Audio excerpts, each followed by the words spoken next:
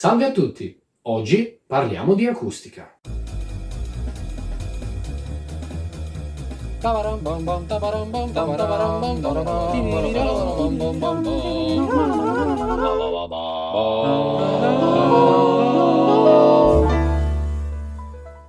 L'acustica è il punto di partenza da cui tutto lo sviluppo della tecnologia, possiamo dire così, musicale, dagli strumenti al digitale, si sviluppa. Grazie alla branca della fisica chiamata acustica, noi possiamo comprendere nello specifico come trattare al meglio il suono. Con il termine acustica, che deriva dal greco udire, si intende quella branca della fisica che studia il suono, le sue cause, cioè le onde di pressione, la sua propagazione e la sua ricezione. In un'accezione più generale, l'acustica comprende anche lo studio degli infrasuoni e degli ultrasuoni, che poi vediamo, che non sono percepibili dall'uomo attraverso l'udito, ma si comportano da un punto di vista fisico nello stesso modo. Più in generale si intende talvolta con acustica lo studio delle vibrazioni meccaniche nei mezzi materiali. Le onde di pressione sono anche, per esempio, semplicemente le onde sonore, cioè delle onde che si propagano nel gas, per esempio, tramite un fenomeno di compressione e decompressione che definiscono le caratteristiche di un suono a seconda di quanto l'onda sonora si propaga velocemente o di quanto quest'onda sonora è ampia, per esempio. L'infrasuono, dicevamo, è un'onda sonora con frequenza di vibrazione inferiore a 20 Hz, ossia 20 vibrazioni al secondo, quindi inferiore alla soglia di udibilità dell'orecchio umano. Lo studio della gamma di frequenza degli infrasuoni è la stessa che viene registrata, per esempio, dai sismografi e utilizzata per il monitoraggio dei terremoti. Gli infrasuoni sono caratterizzati dalla capacità di propagarsi su lunghe distanze e di aggirare degli ostacoli, diciamo, con poca dissipazione, e possono essere prodotti da fenomeni naturali, ad esempio i tuoni o il vento, da alcuni animali come elefanti, coccodrilli, balene, delfini, oppure da fonti artificiali come per esempio il traffico stradale, gli aerei, le fabbriche. Parliamo invece degli ultrasuoni. A differenza dei fenomeni acustici propriamente detti, le frequenze che caratterizzano gli ultrasuoni sono superiori a quelle mediamente udibili da un orecchio umano. La frequenza convenzionalmente utilizzata per discriminare onde soniche da onde ultrasoniche è fissata in 20.000 Hz circa. Lo stesso termine ultrasuono chiaramente indica ciò che è al di là, cioè oltre il suono, identificando con suono solo il fenomeno fisico udibile dall'essere umano. I primi studi sul suono sono del nostro caro Pitagora, come già abbiamo visto riguardo agli armonici naturali.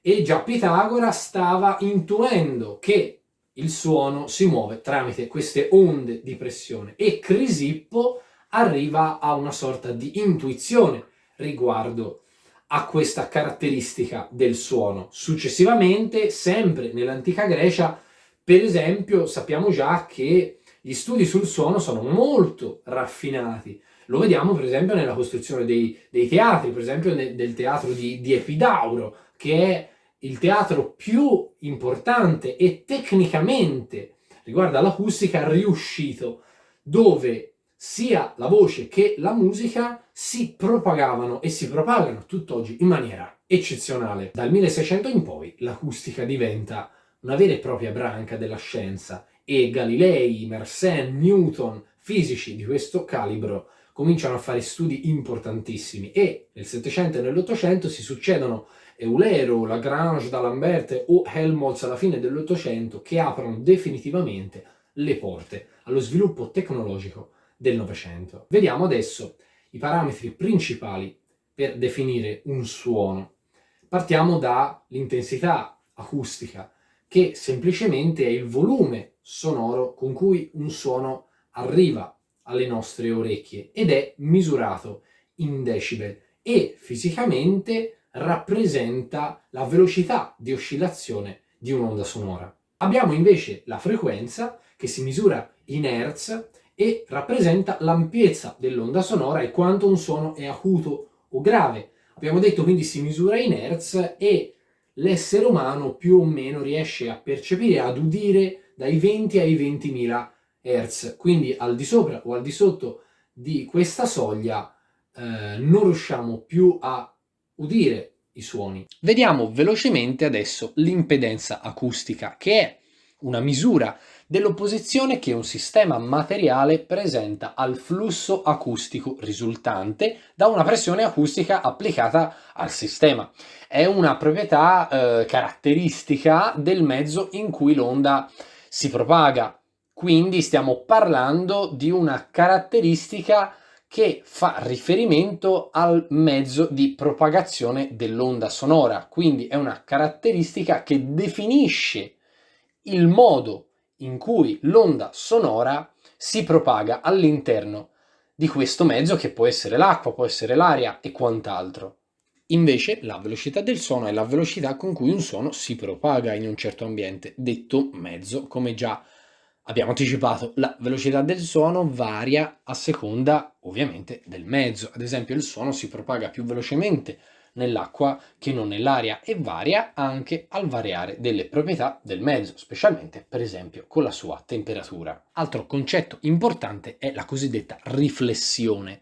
In fisica, infatti, la riflessione è il fenomeno per cui un'onda che si propaga lungo l'interfaccia tra differenti mezzi cambia di direzione a causa di un impatto con un materiale riflettente. In acustica la riflessione causa gli echi, per esempio, ed è utilizzata nel sonar, che è una tecnica di navigazione e comunicazione subacquea tramite onde sonore. In geologia, per esempio, è importante nello studio delle onde sismiche. Un altro concetto è la rifrazione, cioè la deviazione subita da un'onda che ha luogo quando questa passa da un mezzo all'altro differenti tra di loro e subisce una variazione di velocità di propagazione. La rifrazione della luce è l'esempio più comunemente osservato, ma ogni tipo di onda può essere rifratta, per esempio quando le onde sonore passano da un mezzo a un altro o quando le onde dell'acqua si spostano a zone con diversa profondità. Concludiamo con la diffrazione che, confrontandolo con gli altri, avviene quando un'onda cambia caratteristiche dopo aver incontrato e superato un ostacolo. Bene, direi che per oggi possiamo chiuderla qui. Vi ringrazio per avermi seguito, spero di essere stato abbastanza chiaro ed utile e ci vediamo a un prossimo video.